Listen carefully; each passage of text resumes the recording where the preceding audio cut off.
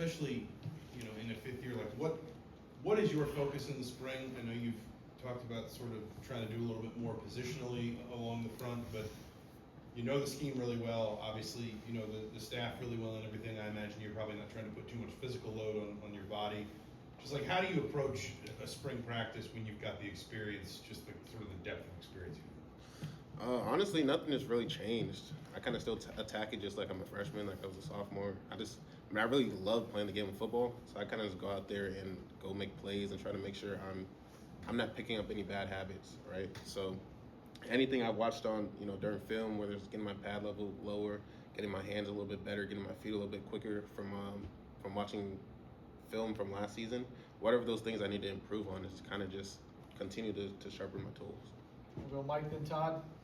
Yeah, during the offseason, when you were kind of looking, maybe thinking about the NFL, how far down the road did you kind of get in that process? And what was your kind of thinking and coming back? And how quickly did you kind of make that decision? It was pretty quick, especially after we lost to Notre Dame.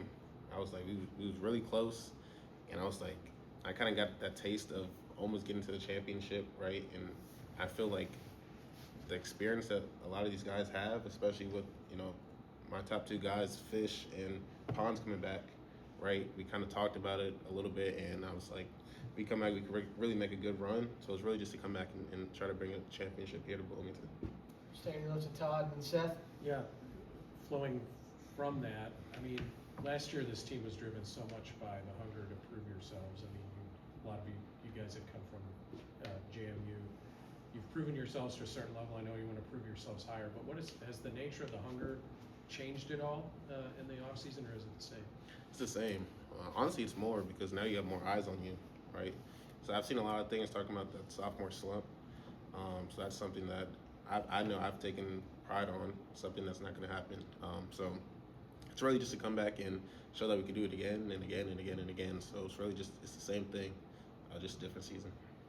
Seth on your left, then Pete. Yeah, Mikail, have you seen maybe a different mentality with the newcomers coming into a program now that had the success you guys had last year compared to, obviously, we were just talking about, guys wanting to prove yourself last year? Is it just different now with the guys who came in, having seen what you guys did last year?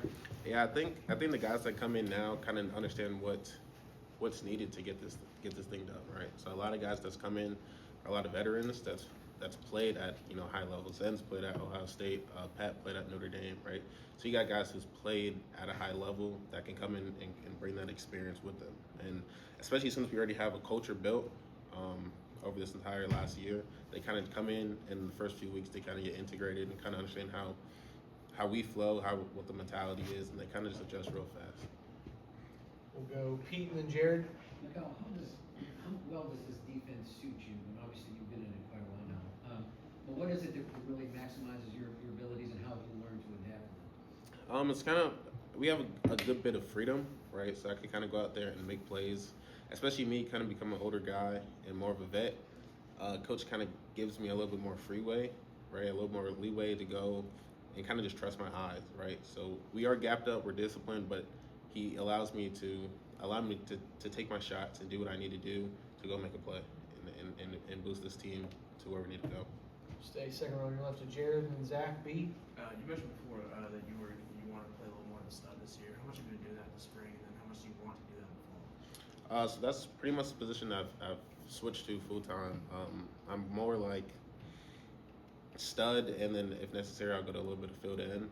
So I'll pretty much be staying over there throughout the entire fall, throughout the spring. So. We'll go Zach B front on your right, and then Josh. How freeing is it to know you have behind you guys like Aiden Fisher, like D'Angelo Pons that can make plays themselves? How freeing is that? It's very freeing. It's knowing if I mess up, they're going to clean it up, right? And I know when I'm pass rushing, I know D-Lo going to give me some time back there when he's covering and doing his thing. So it's great to know that we got all Americans, we got guys on every single level.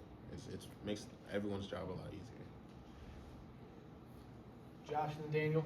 So it's just on the topic of just trying to prove yourself once again. Is that something that's left unsaid when you guys are practicing, or you guys have talked about we gotta avoid the sophomore slump?